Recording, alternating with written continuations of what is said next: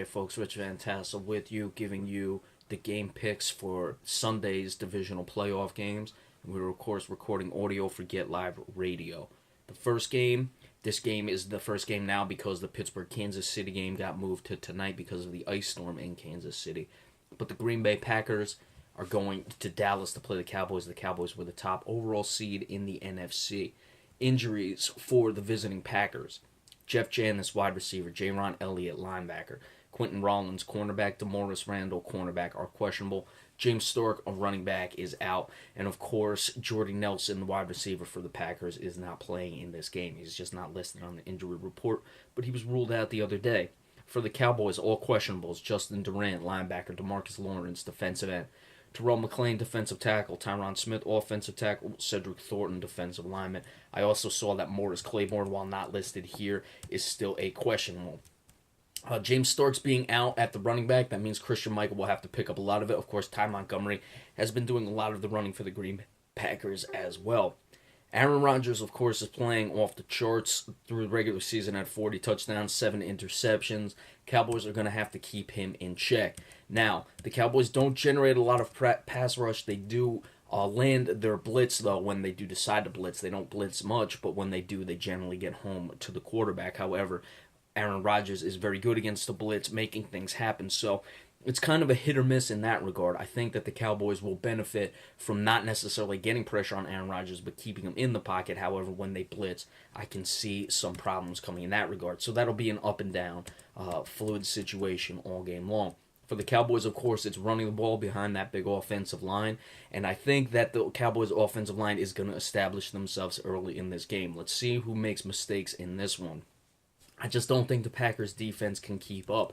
I think the Cowboys' defense, even if Morris Claiborne does or does not play, is certainly capable, and they've been underrated all season long. I don't think they've gotten the credit for what they deserve. They haven't gotten as many takeaways as you would like, but they have gotten some, and especially the first time they played the Packers is when they got a lot of the takeaways. Jordy Nelson not playing, James Starks not playing. You have the injuries to the secondary as questionables for the Packers, both DeMaurice Randall and Quentin Rollins. That's an interesting situation. I expect questionables to go, but certainly if one of them is not able to, that'll make things easier for the Dallas Cowboys.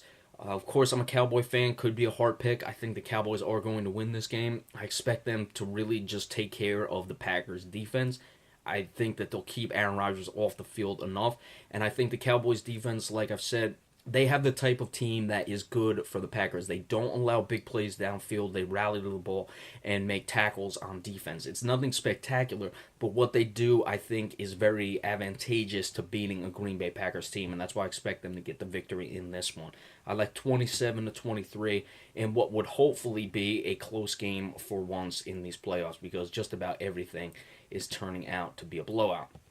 The Pittsburgh Steelers are traveling to Kansas City to play the Chiefs. Of course, we said this game was moved back because of an ice storm in Kansas City. However, what they're saying is it's expected to warm up and turn to rain, but still sloppy conditions at night there in Kansas City. So we'll see just how bad they can get. The injuries for the visiting Steelers: Ladarius Green, tight end, doubtful; Anthony Ciccolo, linebacker, is out; Ricardo Matthews, defensive end; and Fitzgerald Toussaint on running back, but he does most of the work on special teams and kick returning. He is questionable. For the Chiefs, Jamal Charles, the running back, is an injury reserve, out. Kansas City has flown under the radar all season long. Their defense is playing very well with guys like D. Ford, Marcus Peters, two guys I put on my All-Pro team. Now, this was not the All-Pro team that was officially announced by the Associated Press, but me, for my channel, I put them on. They're certainly spectacular players. D. Ford, I don't think, made it. Marcus Peters did make the official Associated Press All-Pro team as well. Marcus Peters is very good. However, Marcus Peters going up against an Antonio Brown, that's going to be an interesting situation. Of course, when they played earlier in the season, I said the same thing. I really like Marcus Peters' game. I take nothing from him.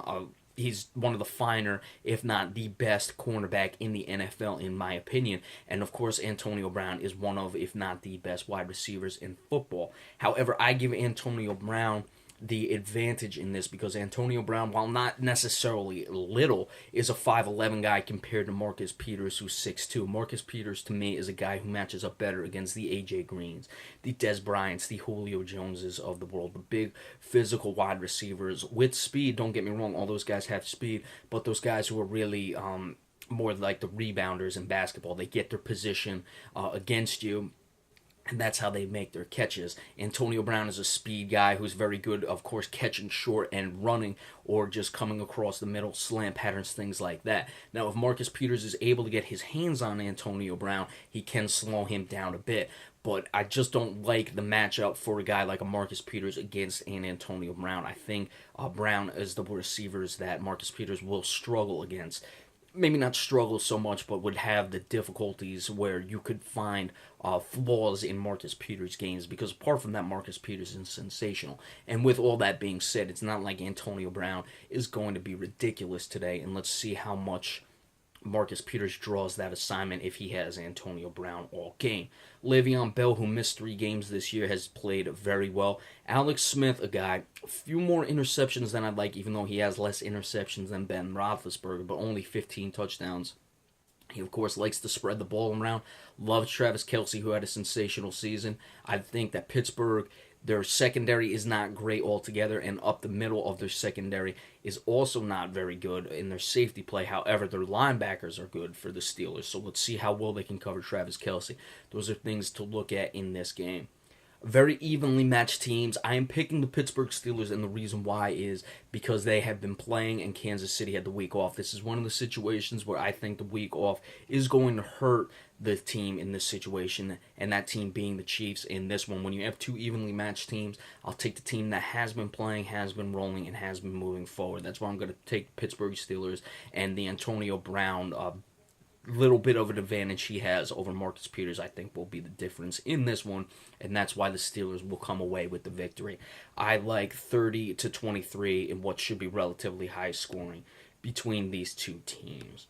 All right, tomorrow, Monday, I have off for Martin Luther King. I will do the NBA reports then, and of course, a divisional round wrap-up when these games go final, either tonight or tomorrow, so be sure to stay tuned for that as well. Thank you all so much. Remember, we appreciate subscriptions, spreading the word, getting it out there any way possible. So we'll see you later, and enjoy the rest of your weekend. Have a good one. Thanks.